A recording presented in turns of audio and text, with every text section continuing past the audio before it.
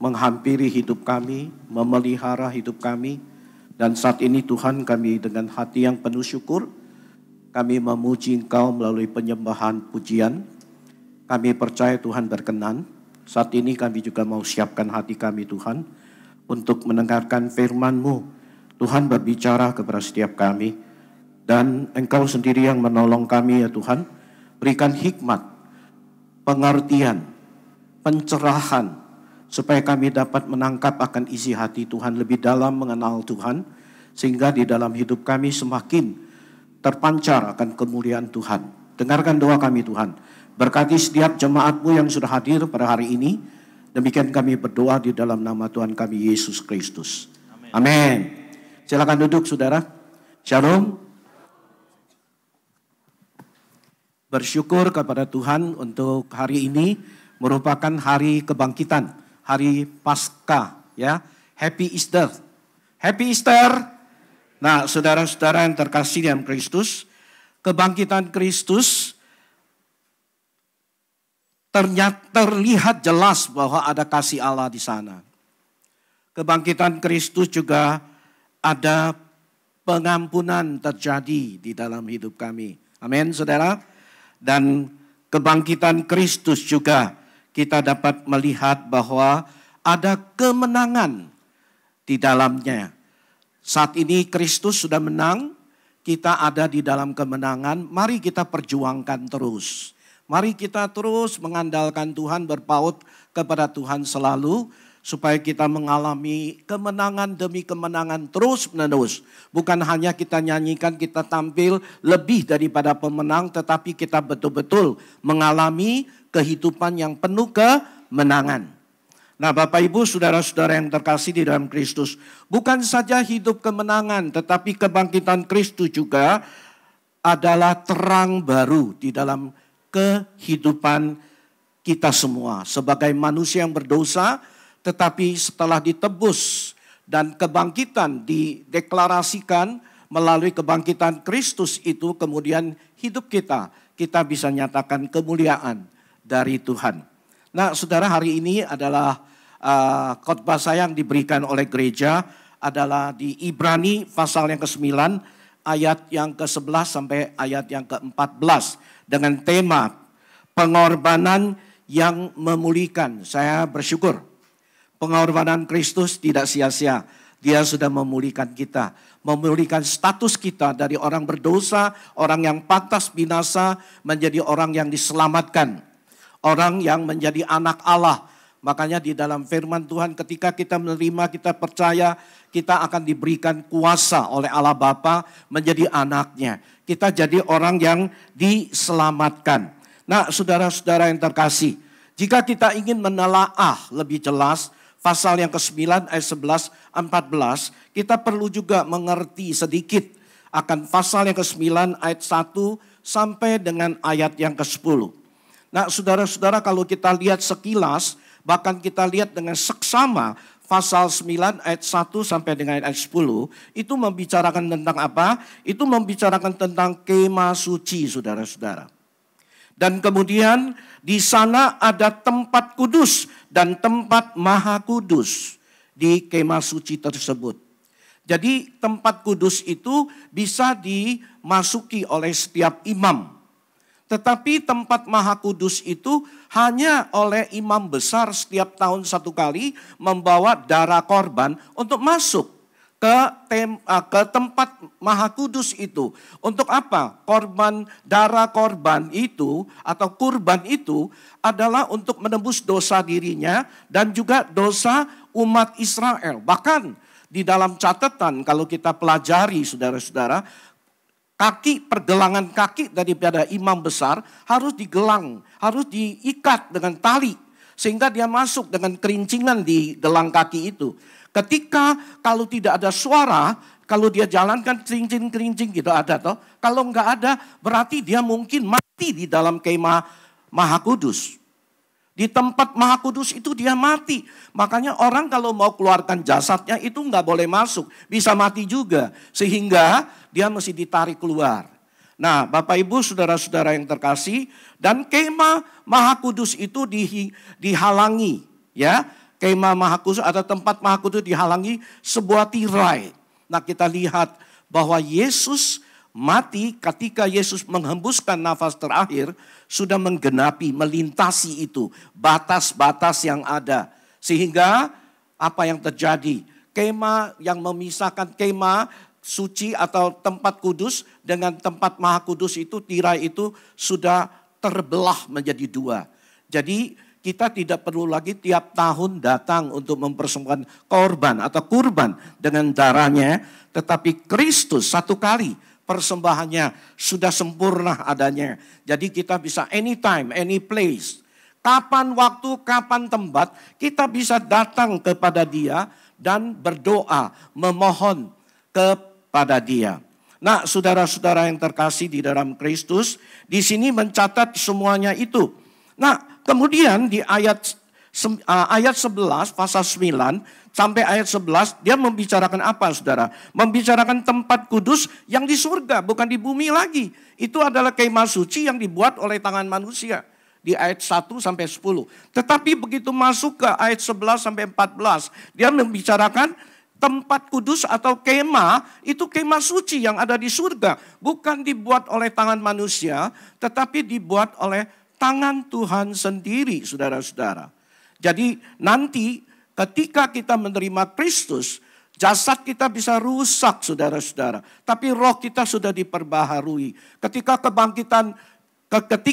Yesus datang kedua kalinya, terjadi kebangkitan, tubuh kita akan diubah menjadi tubuh yang mulia. Itu luar biasa. Sulit kita analisa dengan logika kita. Tetapi itu adalah kuasa Tuhan. Karya Allah. Kalau kita tanya, betulkah Allah melakukan seperti itu? Saya katakan betul. Nah, Tuhan mau jawab nggak rahasianya itu? Belum tentu. Makanya yang bisa dijawab sekarang, saya yang jawab. Kalau nggak bisa nanti pulang kita tanya sama Tuhan. Kalau sampai di surga, Tuhan juga nggak jawab, berarti itu rahasia Tuhan. Kita nggak perlu cari tahu lagi lah. Yang penting gua udah di surga. Amin, saudara-saudara. Dan di ayat ini, saudara-saudara, kembali mengatakan, kalau kita baca di ayat 11 sampai ayat 14 itu, ada satu kalimat kunci, yaitu melintasi. Kalimat kunci. Atau dengan kata lain, kalimat melintasi menjadi kalimat kunci. Melintasi apa, saudara-saudara? Kalau diterjemahkan di dalam bahasa yang lebih ketat itu transenden.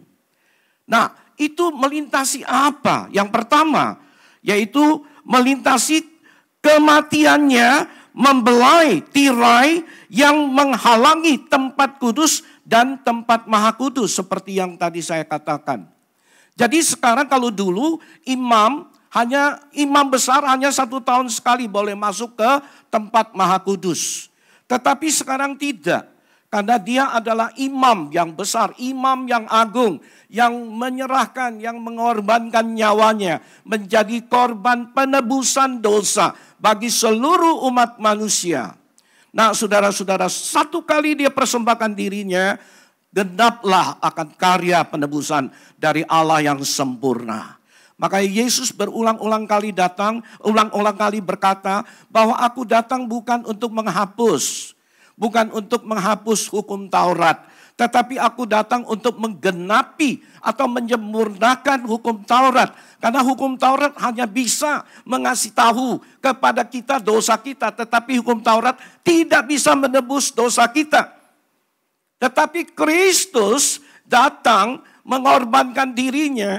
Dia itu jadi korban, jadi kurban. Untuk apa? Untuk satu kali, untuk seluruh umat manusia. Sehingga kita bisa datang ke tempat Maha Kudus. Kita bisa datang mencari Tuhan melalui pengantaraan Kristus. Maka di dalam firman Tuhan, di Kisah Para Rasul pasal 4 ayat 12 mengatakan, di bawah kolong langit ini tidak ada diberikan nama yang lain. Dan oleh nama itu manusia dapat diselamatkan, terkecuali di dalam nama Yesus. Saudara-saudara yang terkasih di dalam Kristus. Yaitu kematiannya membelai tirai yang menghalangi tempat kudus dan tempat Maha Kudus. Kita bisa datang kepada Dia. Kita bersyukur kepada Dia, saudara-saudara. Bukan saja mendatangkan memulihkan status, tetapi kita juga diberi hak yang sama untuk datang berdoa dan memohon kepada Dia. Amin, saudara. Jadi kita datang, ada kesempatan, ada kesulitan, apapun yang kita hadapi, pakailah kuasa yang sudah Tuhan siapkan. Dan nikmatilah kemenangan bersama dengan Kristus. Tidak boleh di luar Kristus. Karena kemenangan itu sudah digapai oleh Kristus. Jadi kita harus nikmati kemenangan, alami kemenangan bersama-sama dengan Kristus. Makanya Yesus mengingatkan kita, kamu tidak boleh tinggalkan aku. Kalau kamu tidak di dalam aku, kamu tidak bisa berbuat apa-apa. Itu jelas, saudara-saudara, karena kemenangan didapati, digapai oleh Kristus Yesus. Dan kita nikmati, ngalami kemenangan itu supaya apa? Supaya kita makin bertumbuh iman dan kerohanian kita. Makin tulus, makin ikhlas, makin antusias dalam hal mengikuti Kristus. Saudara-saudaraku yang terkasih, makanya iman kalau tanpa perbuatan iman itu mati katanya. Oleh sebab itu saudara-saudara, mari kita ngalami. Kita nikmati tanpa perjuangan, saya katakan impossible. Harus berjuang karena kita masih ada darah dan daging, ada aku di dalamnya. Seperti umat Israel keluar dari Mesir, saudara-saudara, mereka perjalanan padang gurun 40 tahun itu ada ceritanya. Hari ini saya tidak cerita. Begitu mereka masuk ke tanah Kanaan. Apakah tanah Kanaan itu adalah surga? Saya katakan bukan.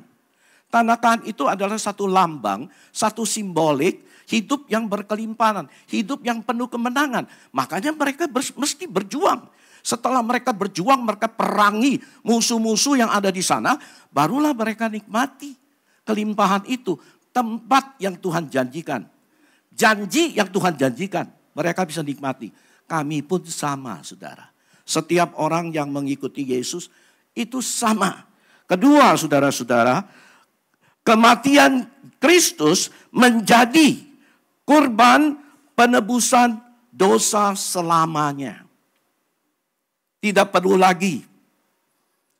Dengan kata lain, saudara, ini harus saya katakan dengan baik-baik. Menurut teologi daripada teolog John Calvin, satu kali selamat, selamanya selamat. Betulkah? Betul. Saya pegang ini. Saya yakinin ini. Tapi John Wesley beda, saudara-saudara. Kamu selamat tapi kamu harus tetap jaga baik-baik ya. Kalau enggak kamu akan kehilangan keselamatan itu. Bapak Ibu saudara-saudara. Dua-duanya ada benarnya enggak? Ada. Kalau enggak John Wesley enggak akan eksis sampai sekarang. Gereja Metodis, Gereja Wesley. Ada benarnya. Tetapi mutlakkah itu benar? Tidak juga saudara-saudara. Makanya kita harus berjuang untuk mengalahkan. Ini bukan ngomongan saya. Ini ngomongan apa? Ngomongan dari mana? 2 Korintus pasal 1 ayat 11 di sana. Harus kamu kalahkan tubuhmu, keakuanmu. Supaya kamu bisa menguasai dirimu. Bapak Ibu saudara-saudara yang terkasih. Kemudian Efesus pasal 5 mengatakan kamu harus menjadi penurut Allah. Imitator of God. Ikuti menjadi anak bukan hanya dikasihi Tuhan. Tetapi menjadi orang kekasih Tuhan. Seorang kekasih hati Tuhan. Jangan hanya dikasihi terus. Dikasihi terus. Kasih Allah memang untuk seluruh dunia. Untuk seluruh bangsa. Untuk seluruh umat manusia. Tetapi setelah kita dikasihi, diubah hidupnya. Jadilah anak kekasih hati dari Tuhan. Amin saudara. Kamu pernah pikir gak mau jadi kekasih hati Tuhan? Kalau ngomong Mandarin itu lebih jelas. Sangti ai woman. Tuhan mengasihi kita. Kita harus jadi apa? Sangti sin ai de len. Jadilah orang yang dikasih oleh Tuhan. Dan menjadi kekasih hati Tuhan. Saudara-saudara yang terkasih. Ini semuanya sudah Tuhan Yesus laksanakan, genapi di atas kayu salib, dan kebangkitannya mendeklarasikan semuanya itu menjadi permanen.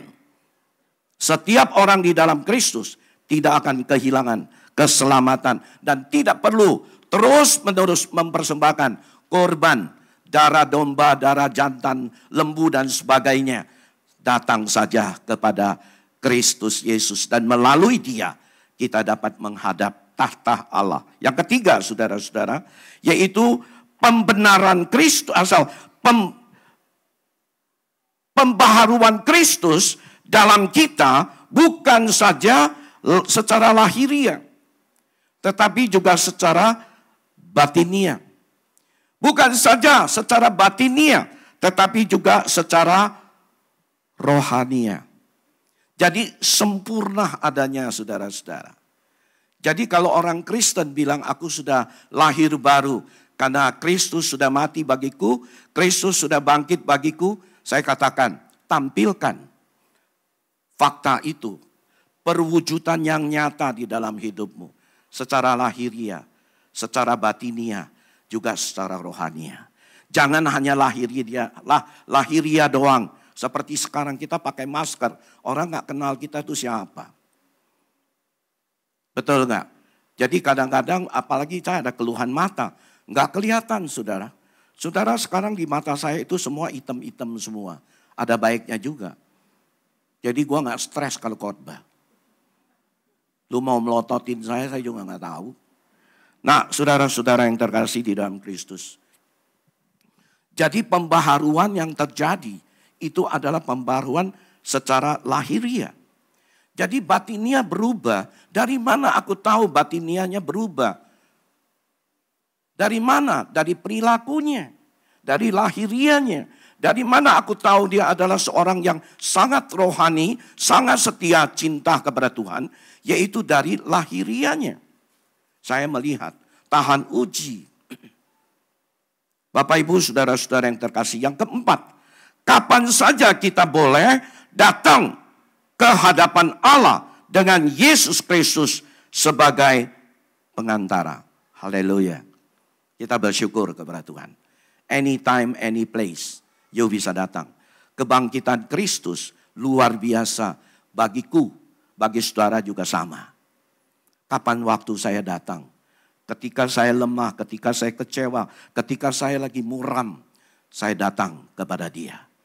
Bapak Ibu yang saya kasih dalam Kristus, jangan seperti dua murid yang menuju ke Emmaus. Kristus sudah bangkit. Apa yang terjadi? Mereka tetap muram. Mereka selalu ingat peristiwa yang terjadi di Yerusalem. Waktu Yesus mati dan seterusnya. Tapi kebangkitan Yesus tidak mendatangkan perubahan di dalam hidup. Apakah kita juga seperti itu? Kita bersyukur akhirnya dua murid itu juga berubah. Yesus berjalan bersama dan dia gak sadari. Kenapa sih? Kenapa bisa gak sadari? Ya kepekaannya, ketanggapannya terhadap eksisnya, penyertaannya dari Yesus dia tidak rasakan. Sudah bebal hatinya, sudah tidak ada rasa lagi. Apakah kita juga seperti itu? Mohon kemurahan Tuhan terus menolong kita. Kita bersyukur. Dan sekarang saya mau minta saudara untuk bersama-sama baca dari ayat 11 sampai dengan ayat yang ke-14. Ditayangkan satu ayat demi satu ayat. Karena kalau saya baca bahasa Indonesia terlalu rapat. Saya bisa salah baca. Mata saya ada keluhan. Lihat begini normal. Padahal macular burst ini membuat saya baca nggak bisa. Makanya saya andalin cuma satu. Hafal. Tapi umur makin bertambah, hafalnya makin susah. Depan saya ingat, begitu masuk ke belakang sudah saya kuasain, depan gua lupa lagi. Bantu saya ya. Baca ayat 11, 12, 13, dan 14. 1, 2, 3.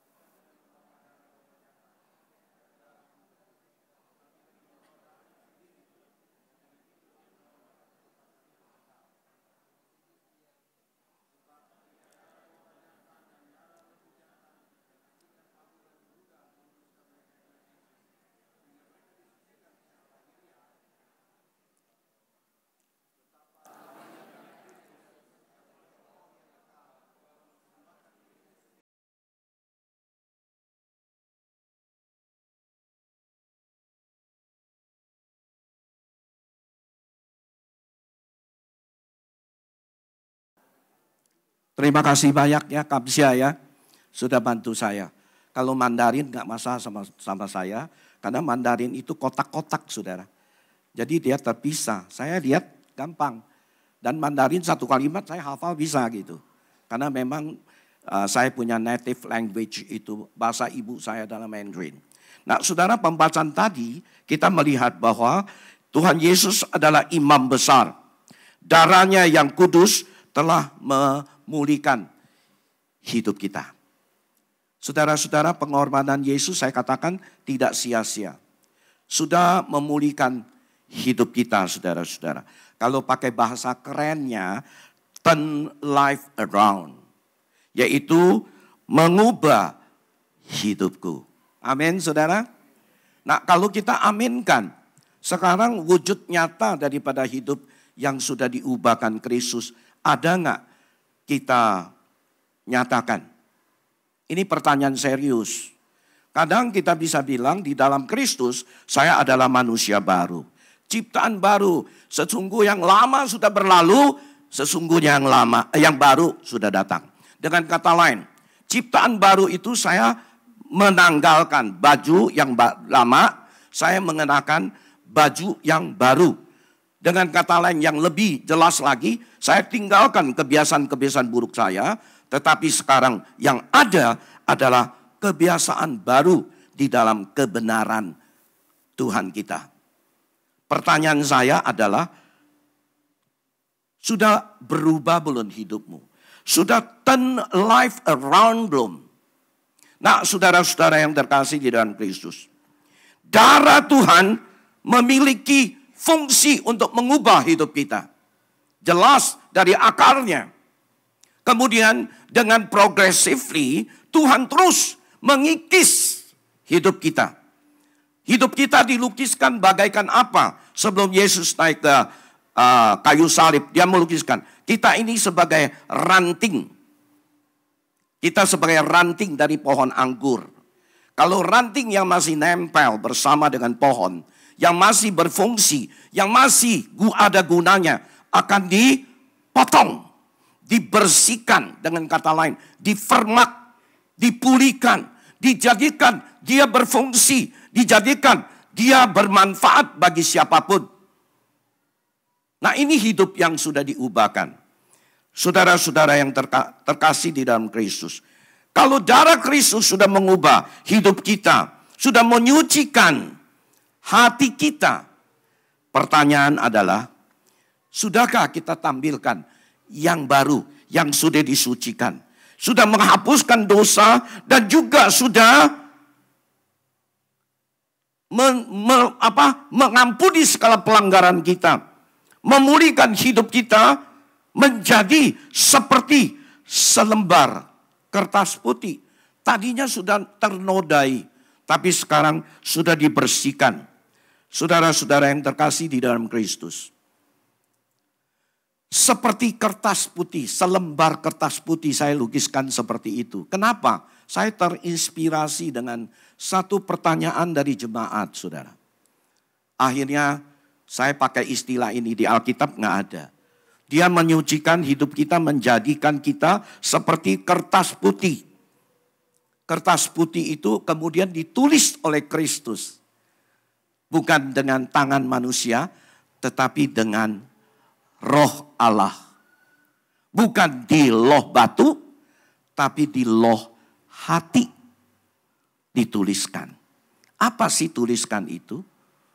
Saya terinspirasi, saudara, oleh seorang saudari. Dia datang kepada saya 3 kali. 2 kali dengan pertanyaan yang sama. Boksu, tolong doakan saya. Mohon Tuhan ampuni dosa saya. Saya tanya dia, dosa apa yang kamu lakukan?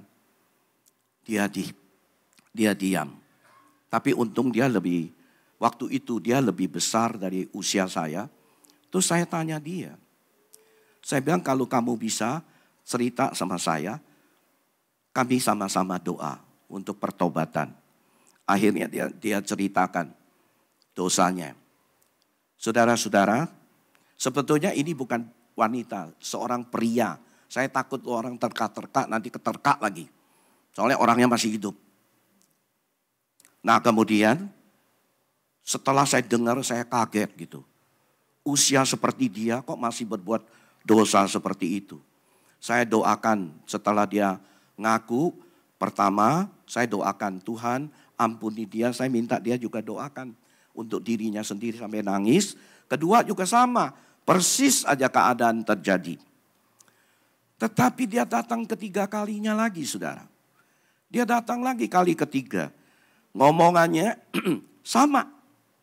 Waduh saya pikir kalau saya jawabnya sama, nanti ada kali keempat, kali 6, kali 7, kali ke-10. Ya pasti itu, pasti. Karena dia nggak bisa menerima dirinya. Kok seperti itu gitu. Nah saudara akhirnya saya kasih tahu dia. Gue bilang saudara, saya hari ini tidak mau doakan kamu. Dia kaget. Saya nggak mau doakan kamu. Tapi saya mau tanya, kamu percaya nggak Yesus itu juru selamatmu? Dia bilang percayalah boksu. Masa nggak percaya, saya udah berapa puluh tahun loh. Jadi orang Kristen loh. Nah terus saya tanya lagi, kamu percaya nggak darah Kristus bisa menghapus dosamu? Dia jawab apa? Percayalah 100%, 100% dia bilang saya percaya. Waduh. Saya pikir kalau udah percaya Kristus juru selamatnya, darahnya bisa menghapus dosanya, kok dia masih nggak bisa terima dirinya.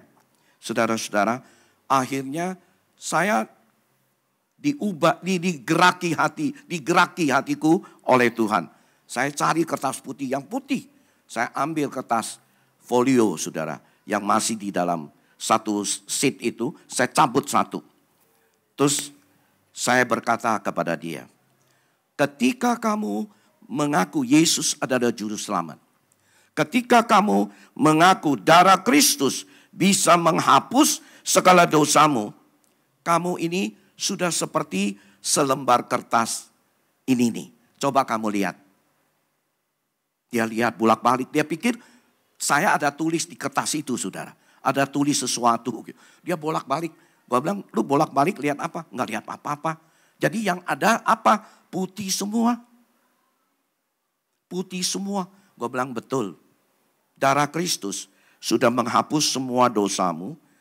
Dan Yesus berkata, kamu sudah putih semua. Kamu sudah bersih. Kenapa kamu selalu bilang, aku masih ada dosa. Berarti kamu nggak yakin. Nggak punya keyakinan 100%. Bahwa darah Kristus sudah menghapus dosamu.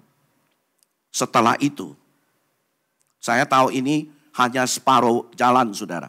Separuh jalan. Saya nggak lanjut. Langsung saya terusin. Saya ambil bolpen.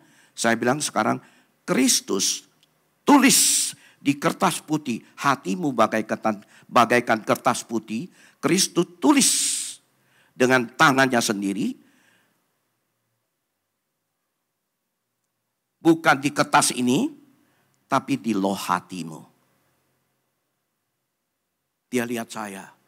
Kau bilang dia tulis. Kamu adalah tulisan Kristus. Kalau nggak pakai kertas, dia nggak bisa paham saudara. Kertas ini saya bilang, Kristus tulis di atas kertas bang putih ini yang sudah dibersihkan oleh darahnya dengan tangan Tuhan. Sekarang saya tulis ya, pakai pen tapi ini ilustrasi, kamu harus paham. Bapak, Ibu, Saudara-saudara. Sejak itu, dia langsung bilang, aduh, kamsia ya boksu, sekarang saya paham. Nah, gue bilang sekarang lu harus lakukan apa? Di dalam wujud apa lu kasih tahu sama keluarga, sama dunia, sama rekan-rekanmu sepelayanan. Dia bilang, saya adalah hatiku ada tulisan Yesus. Saya buka 2 Korintus pasal 3 ayat 3. Saya kasih tahu. Kamu ini adalah surat Kristus. Bapak, Ibu, Saudara-saudara yang terkasih. Tuhan bukan hanya menghapus dosa-dosa kita. Dia bukan hanya menjadi juru selamat. Dia bukan hanya mau kita nikmati, ngalami kemenangannya. Tapi saya beritahu, Di dalam kehidupan hari lepas hari. Kamu berjumpa dengan siapapun. Dalam keadaan apapun. Kristus mau beritahu kepadamu. Kamu ini kemana saja. Kamu pergi. Bertemu dengan siapapun. Kamu adalah suratku. Bapak, Ibu, saudara-saudara yang terkasih. Saya katakan mulai hari ini kamu harus tampil baru. Dia bilang betul. Puji Tuhan sampai sekarang masih bagus saudara. Ada nggak gagal? Sebelum saya khotbah mau pakai contoh dia, saya telepon dia. Karena saya sudah tidak gembalakan jemaat itu lagi. Saya bilang maaf, saya mau tanya gimana kamu sekarang? Puji Tuhan. Boksu puji Tuhan. Saya tetap jaga. Waduh, luar biasa sukacitanya saya. Saya udah 71 saudara. Dia lebih tua dari saya. Terka aja umurnya berapa. Bapak, Ibu, saudara-saudara yang terkasih. Saya terharu ketika kemarin saya telepon dia. Dia bilang, lu udah lama banget. Musa gak nanya ini, kok nanya. Gue bilang, gue mau khotbah, mau pakai ilustrasi ini. Dia bilang, puji Tuhan. Pakai aja Pak. Gue bilang, gak boleh sebut, jangan deh. Banyak orang kenal gue katanya. Bapak, Ibu, saudara-saudara yang terkasih. Bukan hanya itu saudara. Yang kedua, kebangkitan Kristus membebaskan kita dari hukuman mati. Bukan secara fisik. Manusia tetap harus mati secara fisik. Karena upah dosa adalah maut. Tidak ada orang yang bisa terkecuali, ada terkecualinya. Tetapi saudara-saudara, Kristus telah melepaskan kita mengalami atau jatuh ke dalam kematian yang kekal. Karena dia telah memulihkan hubungan kita dengan Allah. Dengar baik-baik. Saya hari ini nanti kalau saya mengakhiri hidupku, saya pasti pulang secara pasti. Pulang ke rumah Bapak. Kenapa? Karena gue anak Allah, gue anak Bapak. Kalau anak pulang ke rumah Bapak, emang mau tanya siapa? Malah saya ada kunci, malah buka pintu surga. Dikasih oleh siapa? Ya Bapakku. Ketika aku beriman menerima dia. Itu bukan ngomongan saya. Yohanes 1 ayat 12. Siapa yang menerima percaya dia, diberikan kuasa menjadi anak Allah. Saudara-saudara yang terkasih di dalam Kristus. Kita bersyukur kepada Tuhan. Pada umumnya manusia ini pikir mesti melalui perjuanganku. Gua pasti bisa. Bahkan ada sebagian ya orang Kristen juga beranggapan demikian. Tapi saya mau kasih tahu. Keselamatan itu kita bisa luput daripada kematian kekal. Kebinasaan itu bukan dengan usahamu. Bukan perbuatan baikmu. Dengan antusiasmemu kepada agama. Juga bukan karena engkau pikir aku mau berbuat baik. Aku mau lakukan banyak perbuatan baik. Amal bakti dan sebagainya. Bukan. Saudara-saudara yang terkasih. Kalau kita berpikir seperti itu, saya katakan sia-sia saudara. Sia-sia kamu percaya, kamu bilang kamu percaya Yesus. Karena Yesus mati dan bangkit udah menyempurnakan itu semua. Yang penting kita percaya. Kita terima dia. Ini bukan ngomongan saya, ini ngomongan di Efesus. Pasal yang kedua, ayat 8. Saya bacakan bagi saudara. Sebab karena kasih karunia, kamu diselamatkan oleh iman. Bukan dari hasil, atau itu bukan hasil hasil usahamu, tetapi pemberian daripada Allah. Itu juga bukan hasil pekerjaanmu. Jangan ada orang yang membanggakan diri. Karena dia banyak berbuat baik. Berbuat baik adalah kewajiban. Kalau kita baca di ayat ke-10 lanjut. Saudara-saudara, di sana katakan apa? Kamu diciptakan di dalam Kristus. Ini ciptaan yang kedua. Yaitu image of Christ. Not image of God. Ciptaan pertama Adam dan Hawa. Di dalam Kristus itu adalah ciptaan yang kedua, image of Christ. Untuk apa hidupmu tampilkan seperti Christ? Kedua, hidupmu banyak berbuat baik. Karena ini adalah panggilan Tuhan terhadap kamu. Bukan melalui perbuatan baik, aku mendapatkan kemurahan, belas kasihan dari Tuhan. Tidak. Karena iman, kita percaya kepada Dia. Saudara-saudara yang terkasih, kadang-kadang ada orang berpikir seperti itu kan. Tapi kadang-kadang kamu bisa bertemu juga dengan orang yang ekstrim berseberangan, opposite tetapi secara ekstrim. Saya bagikan sedikit kesaksian saya. Saya ini sudah lewat 9 menit atau belum sampai 9 menit nih. Halo? Sudah lewat? Belum ya? Saya anggap belum aja ya, udah. Nah, saudara-saudara, saya pernah menginjili satu orang di rumah sakit Pertamina. Ini orang terkenal sekali di kota Jakarta. Sangat amat terkenal. Karena dia tukang kuamia, tukang ini. Dikenal. Jangan terka siapa kamu pasti tidak kenal dia. Nah saudara-saudara, kenapa saya bisa tertarik dan kenapa saya bisa tahu dia? Dulu saya juga nggak tahu. Waktu saya besuk jemaat saya, di ruangan itu ada 2 ranjang saudara, di kamar itu. Saya datang besuk jemaat saya, ngobrol, nasehatin dia, kuatkan dia, hibur dia, dan doakan dia baca firman. Itu asuk-asuk, dia liatin saya terus. Saya kan sambil ngomong, sambil ngintip dia. Saya ngintip bukan kepo, bukan. Tapi saya mau lihat ada peluang gak untuk beritakan Injil kepada dia. Dia ngintip terus, dia lihat itu. Dia kayaknya perhatiin apa yang saya ngomong. Kebetulan jemaat saya ini bisa HK. Saya juga nggak sengaja karena saya nggak tahu dia orang HK. Saya ngomong kek gitu. Nah ngomong kek udah selesai, saya lihat dia lihat saya terus. Saya sambarin. Gue bilang, Sok, gue ini pendeta. Gue tahu, saya udah dengar tadi lo ngomong apa. Betul nggak ya? Orangnya yakin gitu, pede gitu saudara. Nah kemudian setelah itu ngomong-ngomong, dia tahu saya mau beritakan Injil, dia udah tahu. Hebat juga itu tukang kuamia, bisa kuah orang punya mia sih dia. Apa yang saya pikirkan hati dia tahu. Terus dia langsung ngomong begini, ekstrim tuh. Ekstrim berseberangan dengan tadi. Dia bilang saya tahu, saya pasti nanti kalau mati saya ke neraka. Saya tahu pasti. Gak ada gunanya. Lu injilin gue katanya. Gue udah pasti. Kaget dong ya. Saya belum pernah seumur-umur dengar orang berkata seperti itu, saudara. Saya belum pernah. Saya kaget jadi pengen tahu gitu. Akhirnya saya bilang, loh apa alasannya? Dia bilang, gue seumur-umur. Dari umur 20 lebih. Gue itu pakai mulut gue. Nipu orang. Sekarang sudah 70 lebih. Waktu itu.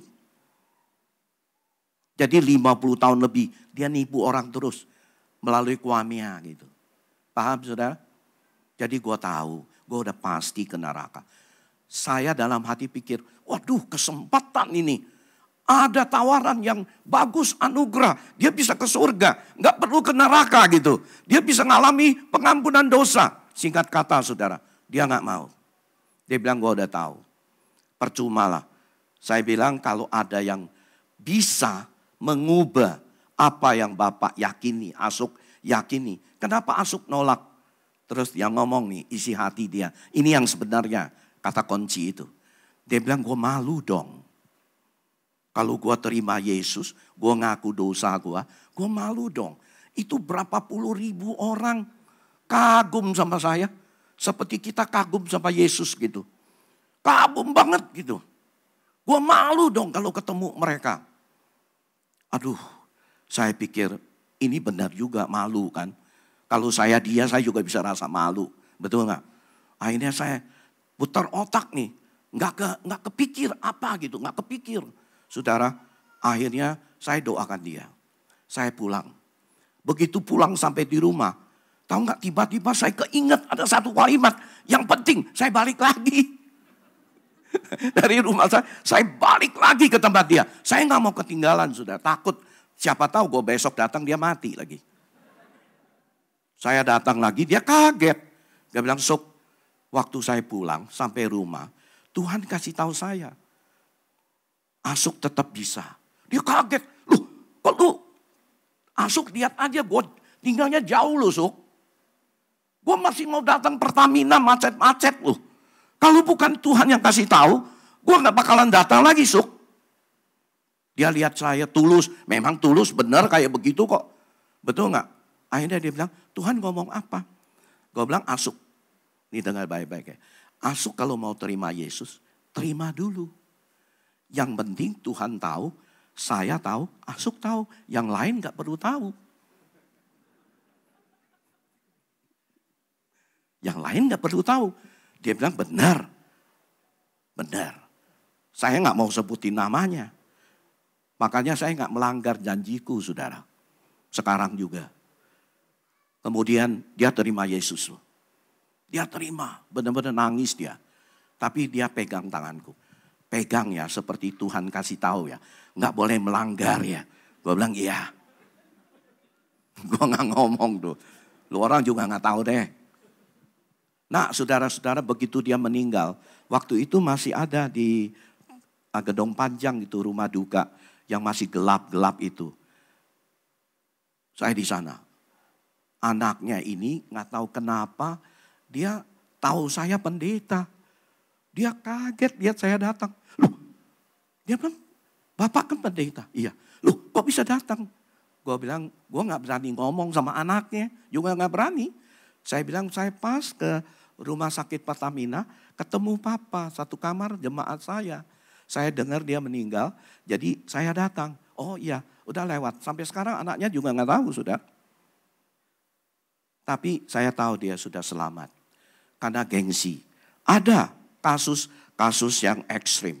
Jangan lupa, itu semua karena kasih karunia Tuhan. Amin, saudara. Jangan pakai logika kita untuk menganalisa. Kita bersyukur kepada Tuhan. Dan Tuhan terus menuntun hidup kita ke depan. Saudara-saudara yang terkasih di dalam Kristus. Ketika sudah diubah menjadi manusia baru. Nyatakan wujud yang nyata. Yang sudah dilawat, sudah diubah oleh Tuhan. Nyatakan itu. Itu yang Tuhan rindukan anak-anaknya. Bisa hidupi Injil. Sepadan dengan Injil. Filipi pasal 1 ayat 27. Bisa sepadan dengan panggilan. Efesus 4 ayat 1. Bapak, Ibu, Saudara-saudara. Pertanyaan saya, Anda di tempat di mana Anda bekerja. Mungkin Anda berkarir. Mungkin Anda berusaha, pengusaha, bisnis apapun. Mari firman Tuhan hari ini. Kalau pengorbanan Yesus sudah memulihkan hidup kita. Nyatakan pemulihan itu terjadi. Dan pemulihan itu sudah terjadi bukan untuk milik kamu. Kamu harus menjadi saksi dia. Betul tidak? Makanya Yesus berkata, kamu adalah terang dan garam. Terang dan garam itu membawa dampak saudara-saudara yang terkasih. Kiranya Tuhan terus menolong setiap kita. Jadilah surat Kristus yang terbuka. Saya tutup dengan kesaksian hidup saya. Saya masih kecil, nakal luar biasa saudara. Jadi setelah sekolah tutup, karena saya sekolah Tionghoa kan, tutup, saya merantau deh. Seperti teman-teman juga pernah merantau gitu. Dari Ponti ke sini, saya dari Palembang merantau ke Jakarta. Kemudian merantau lagi ke Bandung, kemana gitu. Terakhir saya di Jakarta, saudara-saudara. Tapi untung saya masih mau sekolah. Dulu nggak mau sekolah bahasa Indonesia, tapi saya sekolah ngeles gitu, bahasa Mandarin gitu ya. Nah kemudian bersyukur pada umur 20, Tuhan tangkap saya. Orang berdosa terus, orang yang terus berdosa, lakukan ini, lakukan itu, apapun kejahatan saya lakukan. Saya kasih tahu saudara, bisa rasa jenuh, bisa rasa hampa satu hari. Saya rasa hampa sekali. Hidup ini gak ada arti gitu sepertinya. Buat apa ya hidup? Gengsinya tinggi lagi, nggak mau pulang kasih tahu orang tua. Padahal saya lagi setengah mati hidupnya. Tiba-tiba saya lewatin satu gereja. Rupanya gereja itu adalah seorang saudara yang terus menerus ajak saya nolak, nggak mau pergi. Tapi nggak tahu kenapa saya bisa lewat sana. Begitu lewat, lagi ada perayaan Natal, saudara. Lagu-lagu Natal, saya tertarik karena memang saya suka nyanyi orangnya. Jadi saya masuk, sudah ibadahnya sudah jalan, sudah cukup lama lah. Nggak tahu kenapa ada satu orang lagi nganggur di depan, nggak ikut ibadah. Makanya kadang-kadang kalau ada orang lagi nongkrong di depan, nggak ikut ibadah, jangan nyalain dulu, Tuhan pakai dia loh. Saya dipakai, Tuhan pakai dia untuk ajak saya masuk. Saya juga nggak tahu kenapa. Dulu nggak ada HP, dia duduk berdiri aja di sana, bengong-bengong gitu. Mungkin banyak urusan kali. Akhirnya Tuhan pakai dia ajak saya masuk. Saya masuk, saat itu saya tertarik dengan kondisi gereja itu. Mulai saya ikut gitu. Nah, ikut persekutuan, saya udah terima, saudara. Saya rasakan kasih itu. Singkat kata, setelah saya bertobat, saya mau kasih tahu orang yang paling dekat dengan saya. Saya ini sudah berubah. Saya betul-betul totally berubah. Saya mau kasih tahu. Itu niat saya. Belum berhasil, saya pulang kampung. Pulang ke kota saya. Mau kasih tahu siapa? Sama papa mama saya. Anak ini dulu diomelin moyung terus. Sekarang sudah berubah. Bersyukur loh. 3 bulan saya gak kemana-mana. Nemenin papa mama. Waktu itu juga udah mulai tua. Tahu gak saudara? Papa saya terima Yesus. Saya gak berani injili dia. Gak berani ngomong. Tapi akhirnya dia terima Yesus. Dia terima Yesus juga kata-kata dengan gengsi tinggi gitu. Dia bilang, dia ngomong sama istrinya yaitu mama saya. Minggu depan nih ke gereja, ajak gua mau ikut. Istrinya bingung, mama saya bingung. Loh, kok tumben lu mau ikut? Iya. Loh, pasti ada apa-apanya. Nanti pulang dari gereja gue cerita sama lu. Akhirnya dia cerita. Barulah saya tahu, anakmu ini ya. Saya lihat, dia itu berubah loh. Bapak, Ibu, Saudara. Beritahu sahabat dunia. Kamu sudah dipulihkan. Kamu sudah berubah. Amin. Mari kita berdoa. Bapa di surga, terima kasih untuk firman-Mu yang sudah kami dengar bersama-sama. Mohon Tuhan terus ingatkan kami Tuhan. Tidak lupa dengan apa yang sudah Tuhan ajarkan. Tidak lupa dengan apa yang sudah kami alami anugerah-Mu yang begitu luar biasa. Biarlah kami dapat nyatakan kebesaran Allah melalui kesaksian hidup kami. Untuk meresponi kebaikan, pengorbanan dari Kristus. Kami juga dapat nikmati, ngalami kemenangan demi kemenangan oleh kami di dalam Yesus Kristus. Tuhan berkati setiap kami. Dengarkan doa kami Tuhan di dalam nama Yesus. Amin.